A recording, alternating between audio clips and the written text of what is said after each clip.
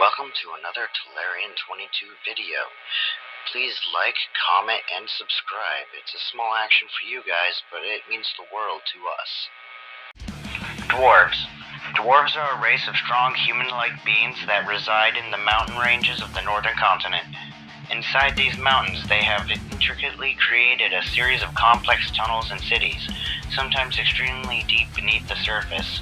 While they are known for being shorter in stature than many other races on Tellurian, they average around 4 feet in height, making them generally taller than many other short species on Tellurian, such as Hyphelines, Goblins, or the Corvites.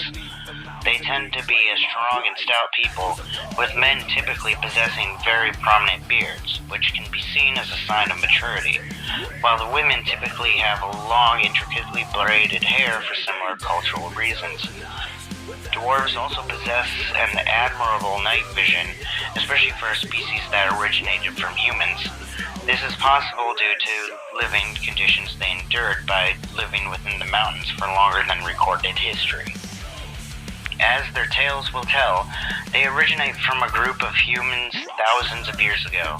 During one of the Great Wars, an enormous portion of the higher class population fled into the mountains, where they had constructed intricate survival bunkers.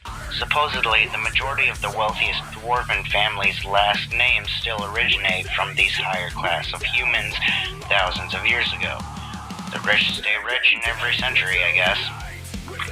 Whether it was due to their own personal decisions, or they were somehow unable to return to the surface once the fighting and radiation became more manageable, these people stayed underground and carved out a life for themselves. Though it is not entirely known why, what is known is that they lived in relative isolation for around 10,000 years as the world blew itself to hell and back multiple times over.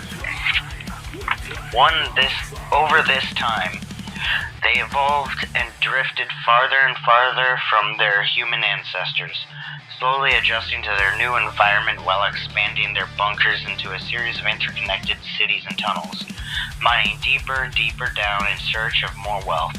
Eventually, about 1,000 years ago, they slowly but surely crept back into Tellurian society and have been a prominent technologically advanced race ever since.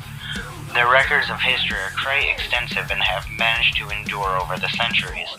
It is only rivaled by the Hyphelines' own collection of histories in terms of its alleged accuracy and extensiveness. The dwarves have sort of waged an information war against the Hyphelines over the last centuries, repeatedly denying the mushrooms' requests for information, wanting to keep all the knowledge to themselves. Selfish jerks. Thanks to their isolation, the dwarves possess a myriad of wondrous technologies and knowledge to harness and create more from the old world that are practically non-existent anywhere else. And as such, they have no intention of teaching anyone else how to create any of it. Selfish jerks.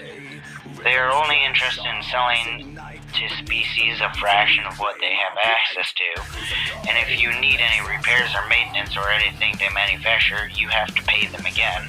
Selfish jerks. Though admittedly, their creations are a wondrous sight to behold. If you have not seen any of it yourselves, you definitely won't believe it. Light stream through their tunnels lit without a flame. Their food stays chilled through seemingly empty boxes that hum ominously, and their musical instruments are able to create and project such intense sounds that I've heard nowhere else. I think they call their favorite instrument of choice an electric guitar, and it can be intense for someone's first listen. They mostly play and sing songs about digging deeper and deeper into the mountain in search of wealth and hidden mountain stones. It can be catchy as hell. They also possess a type of unique weaponry they called a flintlock, which somehow launches a projectile at incredible speeds into an opponent that often leads to death, depending on where they were struck. I cannot find a dwarf anywhere in the world willing to sell me one or explain their seemingly magical function. Selfish jerks. And these are only a fraction of the wondrous inventions they hide within their mountains. You probably won't be surprised to learn that the majority of dwarves, particularly those traveling outside their domain, tend to be extremely skilled engineers, smiths, craftsmen, and artificers. They are also fierce combatants who tend to use brute force and clever technology to outwit and overwhelm their enemies. Many of these travelers seek wealth and riches to take back to their mountains, either through business ventures or treasure-seeking adventures. While they are generally quite lawful and don't tend to break any rules or contractual agreements, don't expect them to go beyond what is agreed upon. Usually they strive for rare minerals as rewards or payments, but not just the ones you'd expect, like rubies and such. They are particularly interested in seemingly useless and unappealing minerals like nickel and copper, but good old-fashioned gold also piques their interest. I figure some of these rare minerals may be connected to the creation of their unique technologies, but it's just a personal theory. While their underground cities are generally welcoming to all, except maybe elves, they don't tend to get many visitors.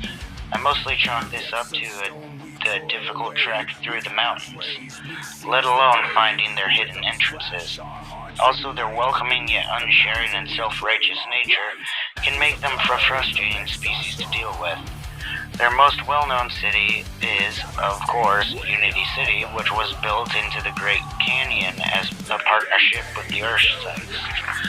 Though it has been long since grown into a major city home to around 500,000 residents from all walks of life. While you will see dwarven technology in Unity City, it's not as prevalent as in their other, more solitary mountain cities.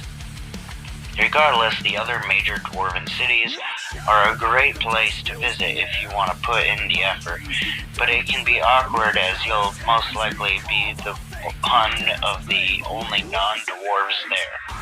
Prices are a bit high, but their technology truly is something you won't believe unless you see it for yourself. I just hope you aren't claustrophobic being stuck underground as well as dealing with lower ceilings and doors than you may be